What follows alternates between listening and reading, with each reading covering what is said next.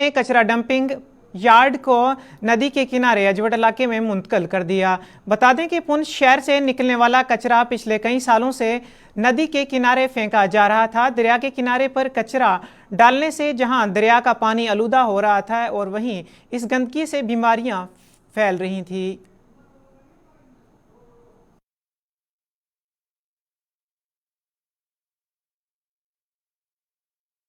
और ये हकीकत थी और ये ऐसी बात थी कि मशीनरी 2 साल से यहाँ पड़ी हुई थी और यहाँ से वो जान लगानी चाहिए थी, लग नहीं रही थी।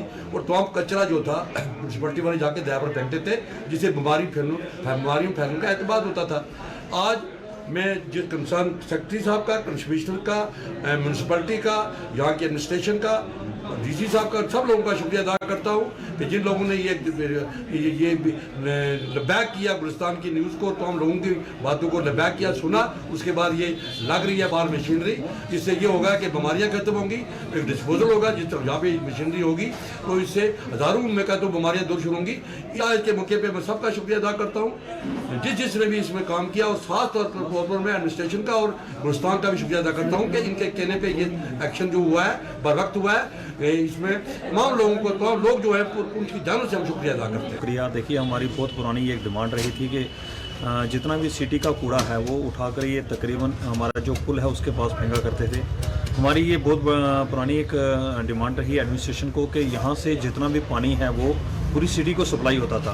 तो हमने कई बार आपके चैनल गुलिस्तान पे भी इस चीज़ को उठाया और गुलिस्तान ने भी इसको हायर लेवल तक पहुँचाया, और आज उसका एक असर दिखने में आया है कि डिस्ट्रिक्ट एडमिनिस्ट्रेशन ने जो मशीनरीज तकरीबन 2-3 साल से पड़ी हुई थी, जो कूड़ा करकट जो हमारा एक उन्होंने प्लेस जो पहले बताया था कि वहाँ उसको लगाना है, उस पे नहीं फेंका जा रहा था म्यूनसिपलिटी की ओर से। और अब जो आपकी न्यूज़ का असर हुआ उसकी वजह से जो एक मशीनरीज थी वो भी लगनी शुरू हो गई है, और वो आपकी न्यूज़ का असर हुआ है। हम डिस्ट्रिक्ट एडमिनिस्ट्रेशन का और आपके चैनल का बहुत बहुत शुक्रिया करते हैं जिन्होंने पुंछ की आवाज़ को हमेशा उठाया और पुंछियों के साथ रहा है। शुक्रिया। रियासी पुलिस ने रियासी के होने वाले इलाके में ट्रैफिक कानून की खिलाफ वर्जी करने वालों के खिलाफ एक बड़ी मुहिम शुरू कर दी है। इस मुहिम के तहत रियासती पुलिस मुख्तलिफ मकामात पर नाकाबंदी करके गाड़ियों की चेकिंग कर रहे हैं। इस दौरान पुलिस कानून की खिलाफ वर्जी करने वाले ड्राइवरों के खिलाफ कार्रवाई कर रहे हैं और इनके चालान काट रहे हैं। लोगों के ट्रैफिक कानून से आगाह करते हुए इनसे कानून पर अमल करने की तलकीन की जा रही है।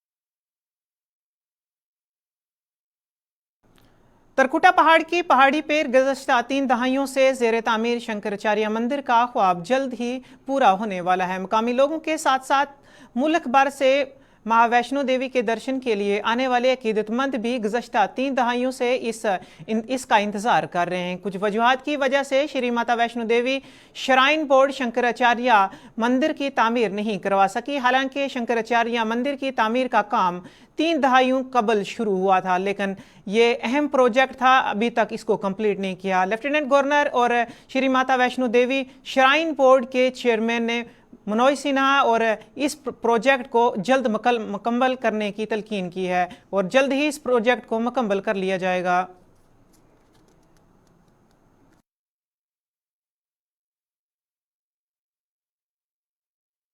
जो जगमोहन जी थे, जब 86 में वो हुआ था, टेक ओवर हुआ था, तो उन्होंने यहाँ पे इसका काम शुरू करवाया था, बड़े अच्छे तरीके से करवाया था। किसी कारणवश जैसे कैसे हुआ कैसे नहीं हुआ वो बंद हो गया, लेकिन उसके बाद पहली जब हमारी जो म्यूनसिपल कमेटी की मीटिंग थी, हमने वहाँ पे मैंने ये बात वहाँ पे रखी थी। फिर उसके बाद मेरी जो बात हुई, क्योंकि उन्होंने मेरे को बोला कि हाँ जी आप ये वहाँ पे जो लैंड लॉर्ड हैं, जहाँ जिनकी ज़मीन है, वहाँ पे उनसे भी बात कर लीजिए, क्योंकि मैंने यही नहीं बोला था कि हाँ जी आप वहाँ पे खाली मंदिर ही बनाए। मैंने उनको एक चीज़ और बताई थी कि आप यहाँ पे अपने देवी पार्क से लेके शंकराचार्य तक एक गंडोले का भी उसमें प्रोविजन रखिए।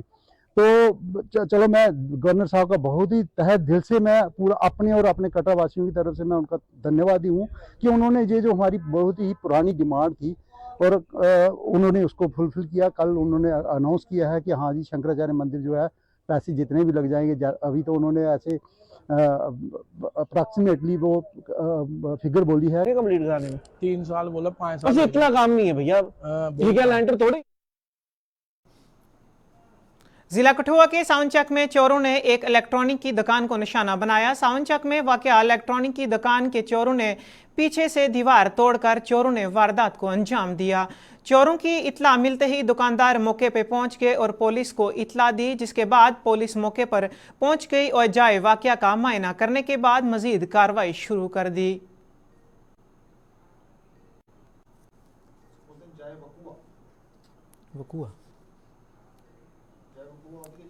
वक्त था अच्छा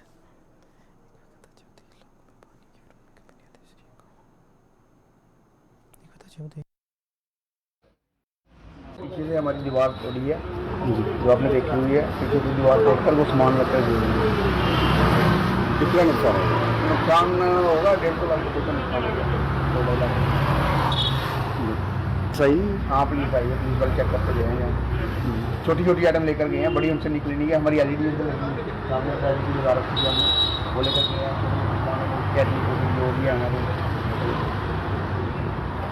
मैं चंडीगढ़ इलेक्ट्रॉनिक नाम से हमारी ये फर्म है। तो मेरा नाम रविंदर शर्मा, हमारे कठुआ मेरे किराए पर रेंट पर रह रहे हैं। सब हमारा गाँव हाटली है। फिर मिगी ना कॉल आई कि इंदा नंबर चाहिए चंडीगढ़ इलैक्ट्रीशियन का, बड़े अच्छे ने बेचारे। मैं उसलै गई नहीं कॉल की, मैं जल्दी दुकान पर पुज्जो। तो हाँ हो कि सुख शांति मैं नहीं थी दुकान पर पुज्जो, इन्नी गल की। बाद मैं भी आया, देखा पीछे बड़ा बड़ा होल कीते दा। पर मिगी लगदा जेह्ड़े चोरी करा दे ना, इन्हें कोई इलैक्ट्रॉनिक सिस्टम है कोई ऐसा, पूरी ईटां इ'यां थापती कड्ढियां। आए कि प्लस्तर होए दा कंध दा, और इंदा नुकसान मिगी लगदा 2 लाख कोला पार ही होना है। आए इन्हें कोई गैस नहीं है कि खाली डब्बी भी छड्डी चली गेई। मिगी लगदा कि राती 1-2 ना पुलिस वाले गी चक्कर लाने चाहिए। जी आए दिन जी वारदात जी बधा दी ना, थोड़ा कंट्रोल होए। एक वक्त था जब दही इलाकों में पानी की फराहमी का बुनियादी जरिया कुआं हुआ करते थे, लेकिन बदलते वक्त में पाइपों के जरिए पानी की फराहमी की वजह से आज कुएं नजर अंदाजी का शिकार हो रहे हैं, जिसकी वजह से इनका वजूद खत्म होने के दहाने पर है। ब्लाक माड़ा के लोगों ने हुकूमत से इन कुओं को महफूज करने का मुतालबा किया है। इन लोगों के मुताबिक महकमा जल शक्ति की वाटर सप्लाई दिन ब दिन मुतासर हो रही है, जिसकी वजह से लोगों को पानी के लिए दर बदर भटकना पड़ रहा है। अगर गांव में कुआं महफूज होते तो इन लोगों को पानी के लिए दर दर नहीं भटकना पड़ता।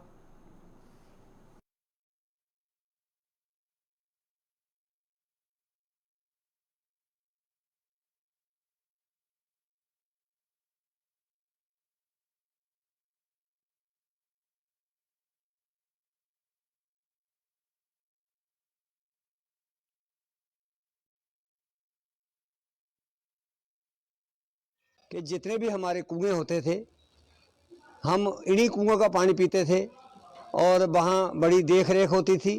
बाकायदा वहाँ कोई पहरेदार भी रखे थे कि कहा ये कोई ऐसी चीज़ गंदी चीज़ ना बीच में फेंक दे, और इन्हीं कुएं का पानी पीकर हम जवान हुए हैं। आज हम देखते हैं ये कुएं की हालत, कुछ तो कुएं बंद हो गए हैं, कुछ पर वो जंगले लगाकर उनको बंद कर दिया गया है। बाकी यही कुदरत की एक देन है। ये कुएं जब कोई ना था, यहाँ तालाब और कुएं होते थे और गवर्नमेंट भी उस पर काफ़ी ध्यान देती थी। आज ये हालत हो गई है कि ग्राउंड वाटर वाले तो देखते तक नहीं है, वो हैंड पंप ही हैं तो वो रिपेयर शिपेयर करा देते हैं और इनका कोई ध्यान नहीं दे रहा है। मैं ये गवर्नमेंट से दरख्वास्त करूँगा कि इन कुओं का दोबारा से देख रहे हो ताकि पानी लेवल हमारा बढ़े। कुएं हमारे लिए बहुत ज़रूरी थे। पहले तो कुएं से ही पानी पीते थे, हम छोटे थे इधर से ही पानी निकालते थे, इधर से ही पीते थे, तो इधर से ही था हमारा चलता था। गवर्नमेंट इधर कोई इनका ध्यान ही दे रही है, कुओं का ध्यान ही दे रही है। मैं चाहता हूं कि कम से कम इनको देखभाल करे। जैसे पीएचई की सप्लाई बंद हो जाती है, कम से कम लोग इधर से पानी ले सकते हैं, पी सकते हैं। पहले भी लोग इधर से ही पीते थे, आजकल भी इधर से पियेंगे। तो कम से कम मैं चाहता हूँ गवर्नमेंट को इसका थोड़ा ध्यान दे दे बस। Trade welfare association general bus stand Jammu ने जीडीए से पुराने बस स्टैंड की इमारत में खराब वाटर कूलरों और पंखों की मरम्मत का मुतालबा किया है। एसोसिएशन के सदर रमेश टाक और जनरल सेक्रेटरी राजन गुप्ता ने के मुताबिक इन्होंने इस मामले को लेकर जेडीए के अहदेदारों से मुलाकात की थी, लेकिन उन्होंने इनकी मरम्मत की यकीन दहानी भी कराई थी। ताहम 1 माह गुजरने के बावजूद भी इनको ठीक नहीं किया गया।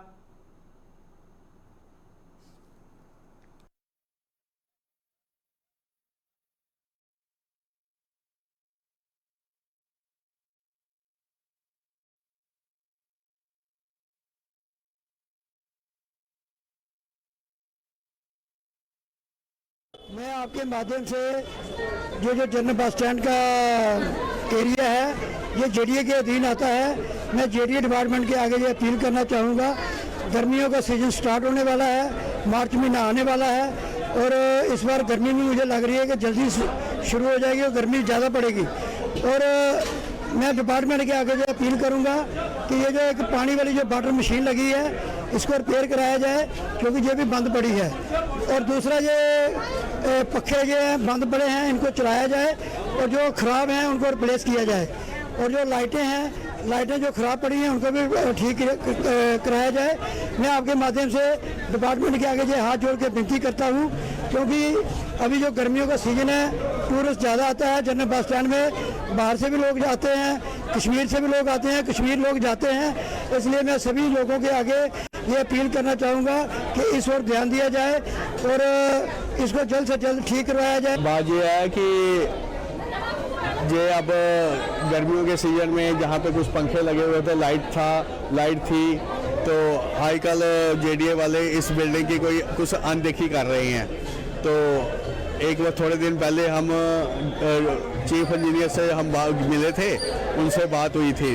उन्होंने कहा था जब तक बस स्टैंड ये हम इधर के शिफ्ट नहीं किया जाता तब तक जहाँ पे कुछ रिपेयरिंग भी करवाएंगे, जो लेके या वो भी ठीक करवाएंगे, आपकी लाइट पंखे सब ठीक करवाएंगे। उन्होंने तो हमें आश्वासन दिया था। ये बात हो गई कोई 1.5-2 महीना, तो अभी तक तो हुआ कुछ नहीं है। जहाँ पे वाटर कूलर भी है, वाटर कूलर भी वैसे का वैसा पड़ा हुआ है, उसको साफ़ सफाई की ज़रूरत है, क्योंकि यात्री आते हैं जहाँ बैठने की व्यवस्था है, आराम करते हैं, फिर अपने गंतव्यों की तरफ जाते हैं। तो मैं सर की जेडीए डिपार्टमेंट से यही गुजारिश करता हूँ कि कम से कम जब तक ये बस स्टैंड जहाँ पे है तब तक इसको जो रिपेयरिंग है, उसके बाद लाइटिंग जो पंखे नहीं चल रहे हैं उनको ठीक करवाया जाए।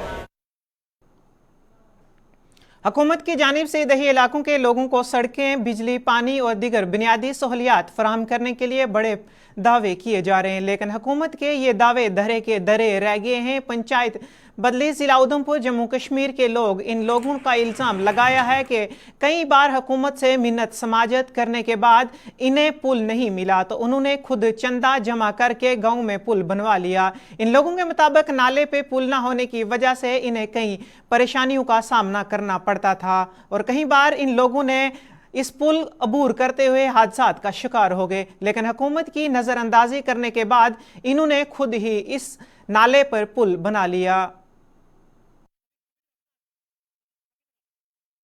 7 दिन पहले एक एक्सीडेंट हुआ था, एक लड़की के नाले में गिर गई थी, दोनों टांगें फ्रैक्चर हो गई जी। और हमारे बच्चे जो पोते पाते, मेरे बच्चे छोटे और महल्ले के जाते हैं, स्कूल जाते हैं, उनका स्कूलों में पता कर लो आप कि महीने की कितनी हाजिरी होती है उनकी जी। जिस दिन बारिश होती बच्चे स्कूल नहीं जा सकते, हमारे बिल्कुल नहीं जाते, किसी के नहीं जाते, महल्ले के किसी के नहीं। और ऐसे भी हम पत्थरों से रख के जाते थे कि कोई गिर गया, किसी के जूते गिल्ले हो गए, किसी की जिराब गिल्ली हो गई, उस दिन भी स्कूल उसका कैंसिल, किसी के कपड़े गिल्ले हो गए। 1-2 बार हादसा हुआ, बच्चों के बैग ही बह गए, बच्चे तो बच गए, पकड़ लिए, साथ बैग बह गया।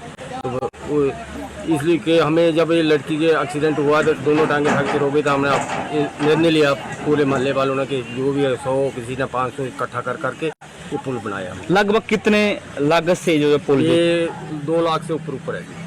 बड़ी खुश हैं, मतलब 20-30 साल के बाद हमें ये अपना रास्ता सही से मिला है। अभी 10-12 दिन की बात है कि यहाँ मतलब एक औरत स्लिप हो गई और गिर पड़ी। उसका 6 महीने का बच्चा इस टाइम खज्जर हो रहा है, उसकी दोनों टांगें फ्रैक्चर हैं, टूट गई हैं। मतलब आप बताओ कि जब वो पानी क्रॉस करते हुए उसकी टांगें टूट गई हैं तो उसके बच्चे का क्या होगा। हमें इतनी ज़्यादा परेशानी थी कि कोई कहने की बात नहीं। अभी तो क्या ये खुद से पैसों से आपने बनाया है? ये खुद मतलब गाँव वालों ने मिलके अपने पैसे लगा के ही बनाया। शर्मा, ये जगह का नाम पड़ता है PTG बडाली, और पहले इधर पुल नहीं था, तो ये हमारी तरफ से पुल बनाया, इन गाँव वालों की तरफ से इन्होंने पैसे फंड वगैरह देके तो भी काम हुआ। यहाँ के सरपंच वगैरह ने कुछ बाद में वो की थी अपील वगैरह, तो उनका कुछ हुआ नहीं। लेटर वगैरह DC के साथ भी हुई थी बातचीत, इन लोगों ने 3-4 बारी मीडिया आई तो उनका कुछ हुआ ही नहीं आगे, पुल वगैरह बना ही नहीं उनका। तो अभी किस तरह से आप खुश हैं? अभी तो हम बहुत खुश हैं, पहले से तो खुश ही हैं। जी सर, बड़ी बार मैंने 4 साल हो गए मेरे दफ्तर के चक्कर काटते हुए।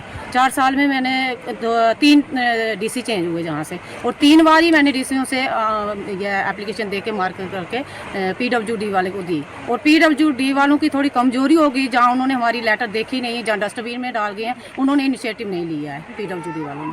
अब 2 महीने पहले हमारी मीटिंग हुई BDO ऑफिस में, उधर मैंने ये टॉपिक लगाया, मैडम ने लेटर दिखाई, मैडम बोलती कि कोई बात नहीं, एक्शन जी आए हैं और इनको देखो और इनका लेटर ढूंढो। तो मैंने 2 महीने हो गए उन AE और JE को बोलते हुए कि मेरी लेटर ढूंढो, कहाँ पे है इसका लेटर, पैच नंबर 2। बोलते हाँ मैं ढूंढ रहा हूँ, लड़के को लगाया देखो। आज दिन तक नहीं किया उन्होंने, 2 महीने हो गए। फिर चलो परसों चौथ ये हुआ कि एक लड़की के साथ हादसा हो गया था, जहाँ पे से जा रही थी और नीचे पाँव गिरा उसका, तो दोनों टांगे टूट गई। उसके बाद इन लोगों ने ये किया कि हम सारे मिलकर कलेक्शन करके हम एक छोटा ब्रिज बनाते हैं, फुट ब्रिज। कठुआ पुलिस ने लोगों से अपील की है कि वो जिला में फलने फूलने वाले नशे के कारोबार की निगरानी करें। जिला के SSP शिवदीप सिंह ने कहा है कि पुलिस इस माशराती बुराई को रोकने के लिए अपनी जिम्मेदारी पूरी कर रही है। नेज़ आम लोगों से अपने पड़ोस में निगाह रख सकते हैं और पुलिस को मनशियात के स्मगलों के बारे में आगाह कर सकते हैं, जिसके लिए एक हेल्पलाइन नंबर भी रखा गया है, इस पे वो अपना बता सकते हैं।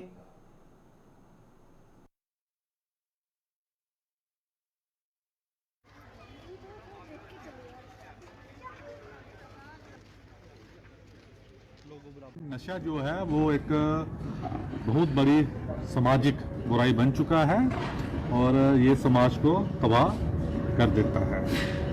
और अगर आप ये समझते हैं कि ये नशा जो है ये हमें नहीं है, ये हमारे पड़ोस में नहीं पनपला है या हमारे घरों के आसपास नहीं है, ये तो दूसरे मोहल्ले में है, ये तो बाजार के उस कोने में है, तो वो ज़्यादा देर नहीं लगती है, क्योंकि नशा जो है वो तो इंसानों के थ्रू ही फैलता है। ये बुराई कोई आसमान हवा से तो नहीं आता है, तो ये तो इसका डायग्नोसिस तो सबसे आसान है, ठीक है ना।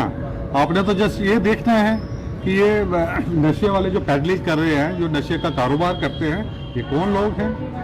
तो इसी के सिलसिले में मैं कई बार कह चुका हूँ कि हमने हेल्पलाइन भी जारी कर दी है, तो उसमें बढ़ चढ़कर लोग कोऑपरेट करें। और इनका जो पहले मैंने बोला हुआ है कि वो जो नंबर है वो हमने गोपनीय रखा है।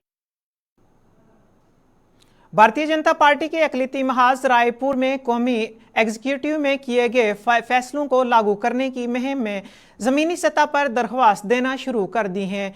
जम्मू में आज अक़लियती फ्रंट के रियासती एग्जीक्यूटिव का एक अजलास हुआ, जिसमें फ्रंट के सदर रंजीत सिंह ने अपने साथियों के साथ रायपुर एग्जीक्यूटिव को मुनव्वर किया। उन्होंने बताया कि अक़लियती महाज के बाउशनाओं को प्रोग्रामों में भी तबादला ख्याल किया जाएगा और इस महाज के तमाम मेंबरों को इस सिलसिले में घेर लेने के लिए भी बुलाया जाएगा।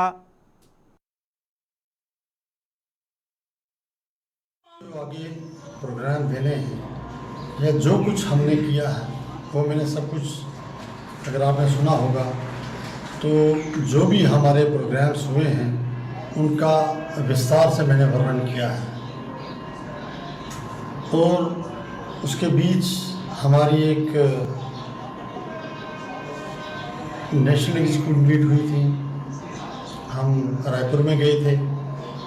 वहाँ से जो कुछ हमें सीखने को मिला या हमें जो वहाँ से डायरेक्शन मिली, वो भी हम अपने स्टेट के लोगों तक पहुँचाते हैं।